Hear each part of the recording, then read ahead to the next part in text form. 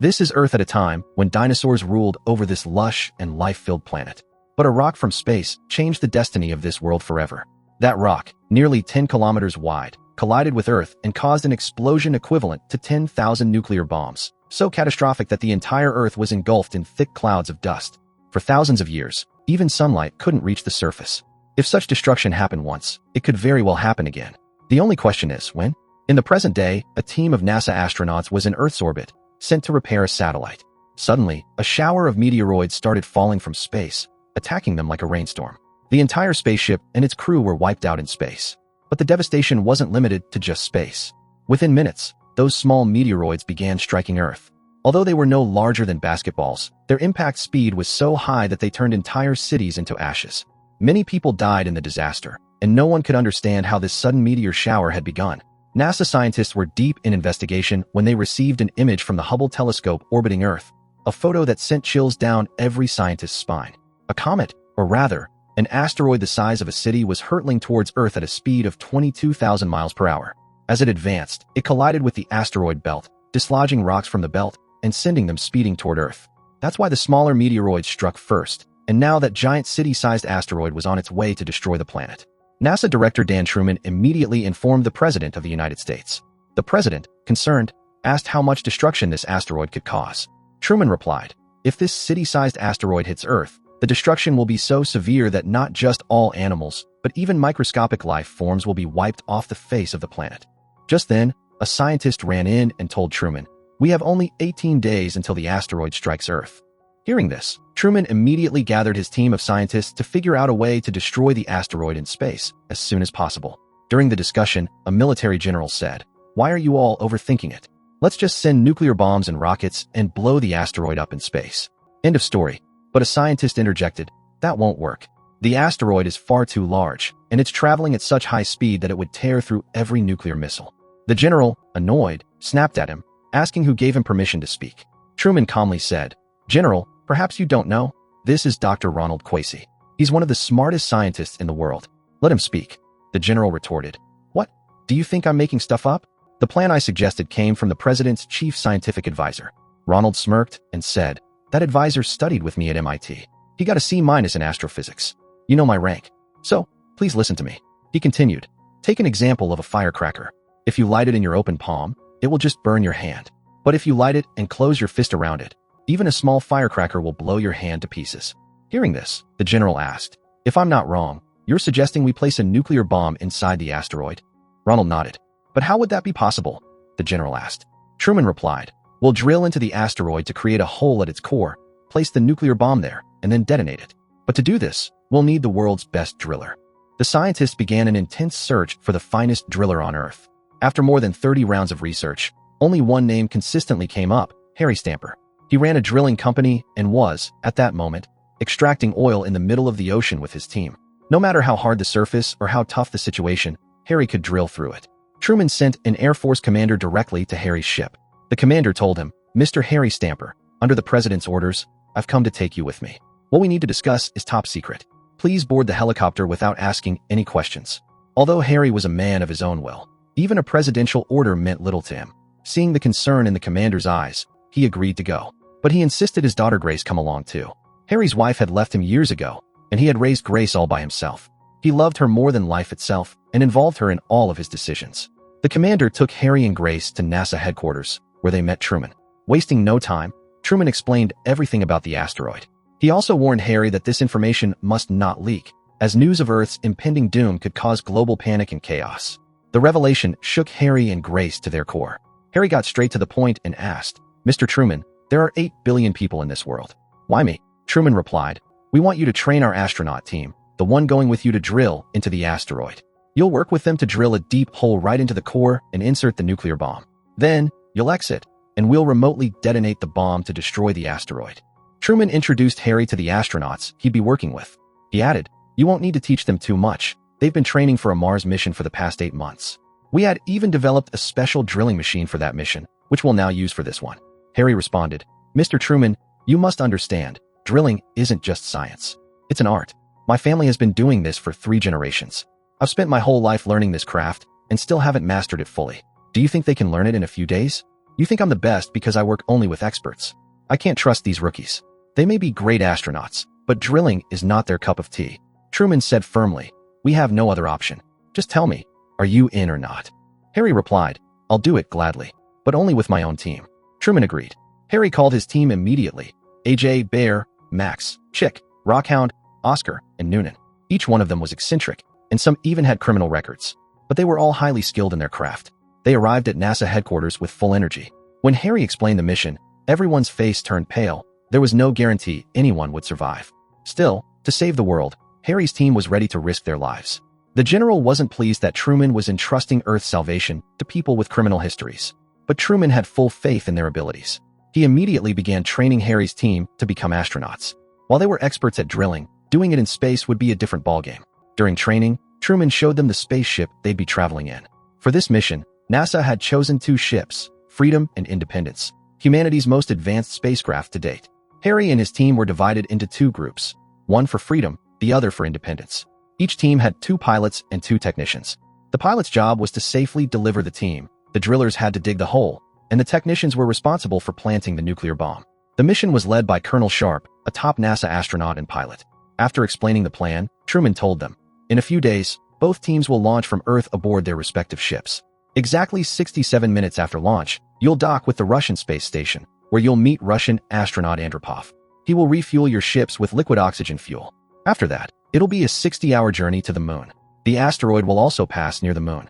To land on the asteroid moving at such speed, you'll use this slingshot maneuver. You'll fly behind the moon, fire your ship's rocket thrusters at the right time, and the moon's gravity will swing your ship around and propel it toward the asteroid at 22,500 miles per hour. Don't worry about the smaller meteoroids flying along with the asteroid. The moon's gravity will pull most of them away, clearing your path. Another scientist added, we've chosen separate landing sites for each team on the asteroid. We're taking no chances. Both teams will be equipped equally and will each need to drill an 800-foot deep hole. That way, if one team fails, the other can still succeed. Oscar asked, Mr. Truman, what kind of environment will we find on the asteroid? Truman replied, when exposed to sunlight, temperatures can reach 200 degrees. In shade, it drops to -200. But your space suits will regulate temperature. The asteroid is huge and dense. It has light gravity, but you'll need to use thrusters on your suits to stay grounded. The surface has sharp rocks, cliffs, and mountains. But you'll be dropped at a specific site.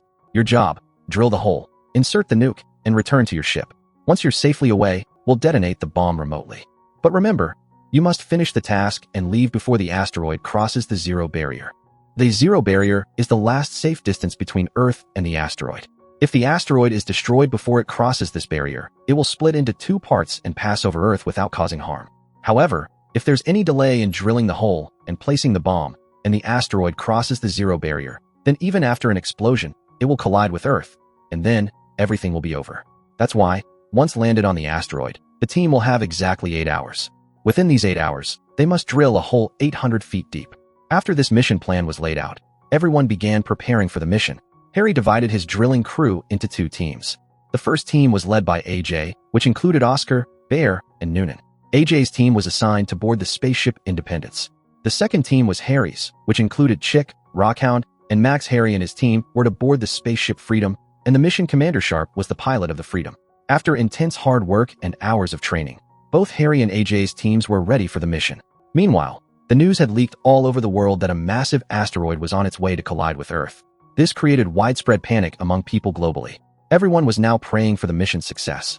Finally, the day arrived when Harry and AJ's teams were to be launched into space. NASA, in collaboration with the space agencies of Japan, Russia, France, and China, had managed to prepare 2 rockets within just a few days to launch the 2 spaceships into space. Harry and AJ's teams boarded their respective spacecrafts, and the rockets were launched. The rockets successfully delivered Freedom and Independence into space. Their first destination was the Russian space station. At that point, Truman from NASA's control room informed them that the Russian space station had been operational for the past 11 years, and its parts were quite outdated, though Russia was still using it. Truman also added that cosmonaut Andropov had been living alone in that rundown space station for 18 months, so his behavior might seem odd. Both team pilots successfully docked their ships to the space station, and the teams entered the station. Soon, Andropov came to them. After spending 18 months alone in space, Andropov's mind was a bit unstable. Since time was limited, Andropov quickly began the fueling process for the ships. He took AJ along with him to the fuel pod to assist. Meanwhile, Harry and the others connected their spaceships to the fuel pipes. Inside the fuel pod, Andropov took AJ into a tunnel where the fuel supply switch was located. He turned on the supply and instructed AJ to keep an eye on the fuel meter. He told him, "If the pressure goes beyond 160, inform me immediately. And if anything goes wrong, pull this lever to stop the supply." Then, Andropov went back to the rest of the team. However, the pressure soon shot past 200. Seeing this, AJ panicked. He tried to contact Andropov via the video camera, but Andropov, after so long in isolation, was too busy talking to the rest of the team. Meanwhile, the fuel continued to leak from the pipe due to high pressure. Seeing the danger, AJ tried to pull the lever to stop the supply, but unfortunately, the old and rusted lever broke off in his hand. AJ's heart sank. At that moment, the emergency alarms went off throughout the space station. Andropov rushed back toward the fuel pod, shouting at AJ to get out of the tunnel, as the fuel leak had started a fire. AJ climbed up the stairs quickly. Just then, Mission Commander Colonel Sharp arrived with a few crew members. He saw that the fuel pod was about to explode. Sharp quickly warned his team and ran back toward the ship. But Andropov wasn't going to leave AJ behind to die. He dragged AJ out of the tunnel and started running toward the ship. Unfortunately, Sharp had already locked the fuel pod, and AJ and Andropov were now trapped inside. The flames were growing rapidly. On the other hand, recognizing the danger, Harry disconnected the fuel pipes from both ships. Sharp returned with his team and told Harry that they needed to evacuate immediately because the space station was going to explode. Harry asked about AJ, but Sharp told him AJ couldn't be saved, and if they didn't leave now, they would all die. Though Harry didn't want to leave without AJ, Sharp believed the mission was more important. He pulled Harry into the ship and closed the hatch to prepare for takeoff. Meanwhile, the other team's pilots were also preparing to leave, but AJ and Andropov were still trapped, struggling to survive the fire. Then, Andropov opened a ventilation grill above and told AJ that if they wanted to live, they had to go through it. It was freezing cold inside, so cold that their bodies could have frozen solid. But death was certain if they stayed, so they crawled through the ventilation shaft, braving the cold, and made it out of the fuel pod. By then, their entire bodies were nearly frozen. At that moment, the fuel pod exploded. Shivering, AJ and Andropov somehow managed to get up and ran toward their ship. Meanwhile, the debris from the explosion was flying toward Harry's ship and was just about to hit it when Sharp managed to separate the spaceship from the station just in time, saving them by a hair. AJ and Andropov reached their ship. Bear quickly let them in. At that moment, a massive explosion engulfed the entire Russian space station, reducing it to ashes. Luckily, the pilot of AJ's ship had already separated it from the station, so both ships, Harry's and AJ's, were now safely heading toward their next destination. Knowing AJ was safe, Harry finally felt some relief. Their ships now approached the moon, and the asteroid was also passing by the moon at that time. This was the perfect opportunity for a slingshot maneuver. The pilots flew their ships closer to the moon. As they entered the moon's gravitational field, they turned on the engines, accelerating the ships to 22,500 miles per hour. They used the moon's gravity to swing around and come up behind the asteroid, thus completing the second leg of the mission. But one of the scientists' predictions turned out to be wrong. The moon's gravity wasn't strong enough to pull the large number of meteoroids following the asteroid. Those meteoroids were still in place and posed a major threat. The pilots now had a tough time dodging the meteoroids to reach the landing site. As they got closer to the asteroid, the meteoroids grew denser. Suddenly, a rock hit AJ's ship. The ship was strong enough to handle the impact, so there wasn't much damage, and they kept going. Meanwhile, back on Earth, Truman and the entire NASA team were holding their breath, praying for the safety of the crew. Then, small rocks started hitting the windshield of AJ's ship, cracking it. The pilot sensed danger and told everyone to put on their spacesuits. Just as everyone was suiting up, a powerful burst of meteoroids shattered the windshield. In this tragic accident, both pilots, the two technicians, and Noonan, a member of AJ's drilling team, died instantly. Fortunately, AJ and a few others had already suited up and taken shelter in another chamber. But then, their ship crashed on the asteroid's surface. On the other hand, Harry's team pilot Sharp successfully navigated through the meteoroid field and landed safely on the asteroid. Sharp informed NASA that AJ's team had perished, sending a wave of despair across NASA headquarters. Still, Sharp managed to land their ship safely on the asteroid. Harry's team didn't even have time to mourn their fallen comrades. They immediately began unloading the rover with the drilling machine. During this time, Commander Sharp realized they had lost all signal contact with NASA. He started checking the systems. But then Rockhound, the geologist in Harry's team, noticed something. He told Sharp that the problem wasn't with the systems, it was the location. NASA had chosen that specific landing site because it was the most fragile part of the asteroid. Everywhere else, the asteroid was composed of iron ferrite, a type of magnetic material. In short, they had landed on a giant iron plate. This created a magnetic field that was blocking all signals. Moreover, their original landing site was still 26 miles away, and they wouldn't be able to reach it in time to drill. Drilling into this iron plate was nearly impossible. With deep regret, Rockhound said, "Our mission has failed, and now we're all going to die." Although Harry wasn't the kind of man to give up without trying, he and his team brought the drilling machine out of the ship and began searching for a suitable spot a short distance away to start drilling. Harry's teammate Max was operating the drill machine, but the surface was so solid that even handling the machine became incredibly difficult. Still, Harry hoped that the tough iron-like surface was only a few feet deep and that they would soon reach a softer layer. But just 10 feet into the drill machine's tip was destroyed.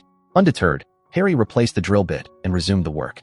Meanwhile, on the other side where the second ship had crashed, AJ, Andropov, and Bear had miraculously survived, though Oscar and the rest of the crew members had died. Fortunately, the drilling rover inside their ship was intact. They got inside the rover and set out to find Harry and his team. Back at Harry's ship, Commander Sharp managed to establish contact with NASA via a remote satellite. When he informed Truman that the team was safe and working, Truman felt a huge wave of relief. However, the danger was far from over. Only 6 hours remained before the asteroid reached the zero barrier, and Harry's team was still struggling with the hard surface. As if that wasn't enough trouble, the NASA scientists faced yet another challenge. They informed Truman that during the asteroid's passage by the moon, its gravity had caused the asteroid to rotate. This rotation was now disrupting communication signals, and within the next 7 minutes, NASA would lose all contact with Harry's team.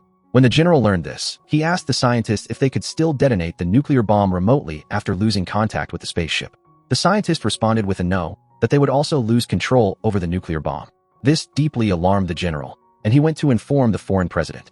Meanwhile, Harry and his team continued their drilling with everything they had. But then they encountered another hard layer underground that destroyed the second drill bit. Harry and Chick went back to the ship to get another drill bit. At that point, Sharp asked Harry, "You've been drilling for over 2.5 hours. How deep have you gone?" Harry replied, "We've managed to drill only 57 feet so far, but trust me, we'll finish on time." Hearing this shattered Sharp's hopes. He rushed to the foreign control room and contacted NASA, saying, "Can you hear me? We need help. We're failing at drilling. The asteroid will cross the zero barrier in just 4 hours. Please tell us an alternative plan, quickly." But right then, Harry arrived and told Sharp not to panic. He promised they would drill 800 feet before time. Sharp refused to listen and began arguing with Harry. Back at NASA, Truman and his team silently listened to the entire confrontation. Just then, the general received a call from the president. On the president's order, the general initiated the secondary protocol. Immediately, an Air Force team stormed into NASA headquarters. The president had assumed that drilling was no longer possible and wanted to detonate the bomb on the asteroid's surface before losing control of it. To ensure no one interfered with this plan, he had sent the Air Force team to take over from Truman.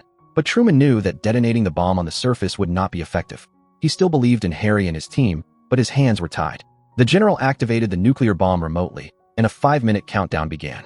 When Harry and Chick saw the bomb being armed, they grew anxious. Sharp arrived at the scene, still following the secondary protocol. He wanted to eject the bomb from the ship and get out of there quickly. But Harry started pressuring Sharp to deactivate the bomb, confident in his own abilities. He said he would finish the drilling in time. Sharp still refused to listen and tried to carry the bomb outside. In a fit of rage, Harry picked up a pipe wrench and grabbed Sharp by the neck. He threatened, "Deactivate the bomb, or I'll deactivate your breathing." Though Sharp was ready to die, he wouldn't deactivate the bomb. Harry let go of him and tried to reason with him, saying, "Sharp, believe in me. I've never failed at my mission, and I won't today. Just trust me this once. If you keep being stubborn and blindly follow orders, you alone will be responsible for the end of the world. And think about it. If the world ends, where will you even go from here? So calm down and help me. We will fight till our last breath." Sharp fell into deep thought. Meanwhile, only seconds remained before the bomb would detonate. Then, realization dawned on Sharp. He stood with Harry and, with his teammate, managed to cut a wire on the bomb just seconds before it exploded. The timer stopped. Harry and his team breathed a sigh of relief and threw themselves back into drilling with renewed determination.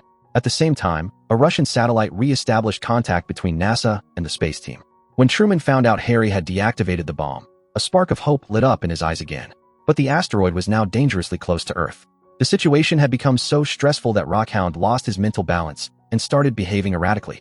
Harry somehow managed to calm him down. By then, Harry and his team had drilled down to 550 feet. Suddenly, Max, who was operating the drill machine, sensed something strange underground. He immediately stopped drilling.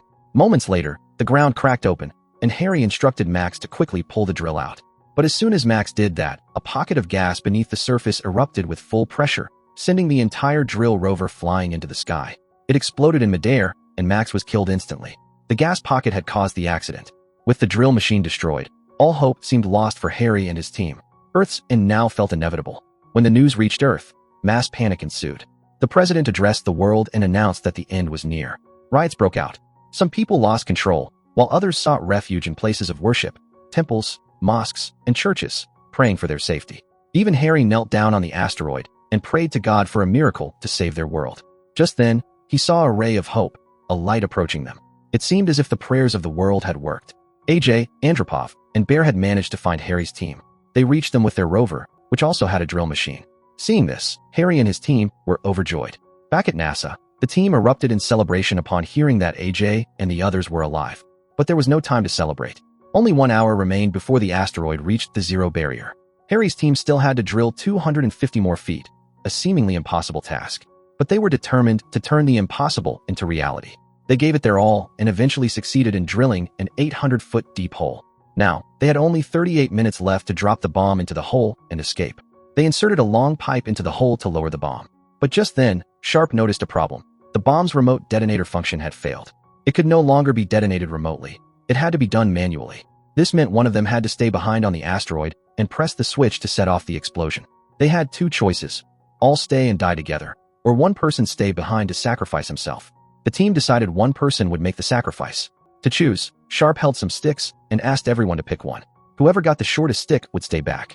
Unfortunately, AJ got the short stick, meaning he had to make the sacrifice.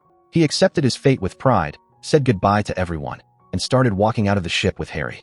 They reached the exit via a lift, but just then, Harry locked AJ inside and stepped out himself. He didn't want any of his teammates to die. He was ready to sacrifice himself for the world. Time was running out. Sharp took the others and departed the asteroid, leaving Harry behind. Now, only 3 minutes remained before the asteroid crossed the zero barrier. Harry was trying to connect the switch to the bomb. Suddenly, gas fountains erupted from a crack on the asteroid's surface, flinging Harry away and causing him to drop the bomb switch. Only a few seconds remained before the asteroid crossed the barrier.